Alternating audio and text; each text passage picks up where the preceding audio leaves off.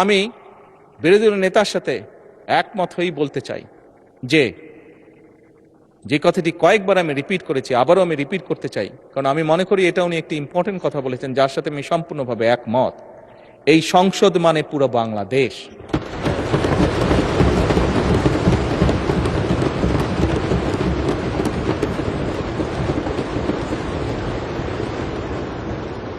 এই সংসদ মানে, এই সংসদের সফলতা মানে ভবিষ্যৎ সমৃদ্ধ বাংলাদেশ।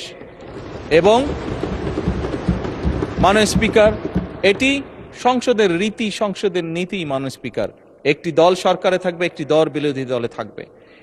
সেই জন্যই আমি বারে বারে বলছি, এই সংসদের দ্বারা গঠিত সরকার, মাননীয় স্পিকার, এই সরকারের টিকে থাকা, এই সরকারের সফলতা মানেই কিন্তু সমৃদ্ধির পথে এগিয়ে যাওয়া।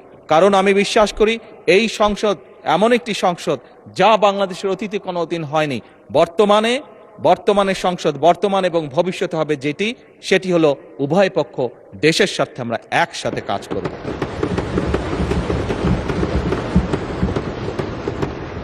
মাননীয় স্পিকার, আমরা উভয় পক্ষ আসুন কেউ কাউকে ব্যর্থ করতে চাইব না। কারণ আপনি এবং আমি, আপনারা এবং আমরা মিলেই কিন্তু পূর্ণ সংসদ। আমরা মিলেই কিন্তু পূর্ণ সংসদ। কাজে আপনি ব্যর্থ হলে আমি ব্যর্থ, আমি ব্যর্থ হলে আপনি ব্যর্থ। এই কথাটি আমাদেরকে মনে রাখতে হবে। এবং আমরা যে কোনো একজন ব্যর্থ হলেই বাংলাদেশ ব্যর্থ হয়ে যাবে। আমরা কেউই এই সংসদের কোনো একজন সদস্য আমরা শয়নে স্বপ্নে কেউ ব্যর্থ বাংলাদেশ দেখতে চাই না। কারণ বর্তমান বাংলাদেশ ৭১-এর পরবর্তী বাংলাদেশ যেরকম শহীদের রক্তের উপরে দাঁড়িয়েছিল, বর্তমান বাংলাদেশ এবং বর্তমান সংসদ একইভাবে হাজারো শহীদের রক্তের উপরে দাঁড়িয়ে আছে।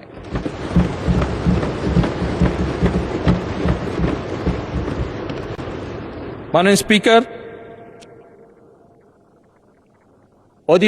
শেষ অধিবেশনের দিনে আমি আমার অবস্থান থেকে আবার পরিষ্কার করে দিতে চাই, আমার সরকারের অবস্থান থেকে আবার পরিষ্কার করে দিতে চাই যে আমরা সব সময়, সকল সময় প্রস্তুত আছি বিরোধী দলের সদস্যদের সাথে বাংলাদেশের স্বার্থে, বাংলাদেশের মানুষের সাথে যে কোনো আলাপ আলোচনায় অংশগ্রহণ করার জন্য। এবং আলাপ আলোচনার ভিত্তিতে আমরা সকলে একসাথে এই দেশকে ইনশাল্লাহ সামনের দিকে এগিয়ে নিয়ে যাব। এই দেশের মানুষের প্রত্যাশা পূরণ করার আমাদের সর্বশক্তি দিয়ে চেষ্টা করব। মাননীয় স্পিকার।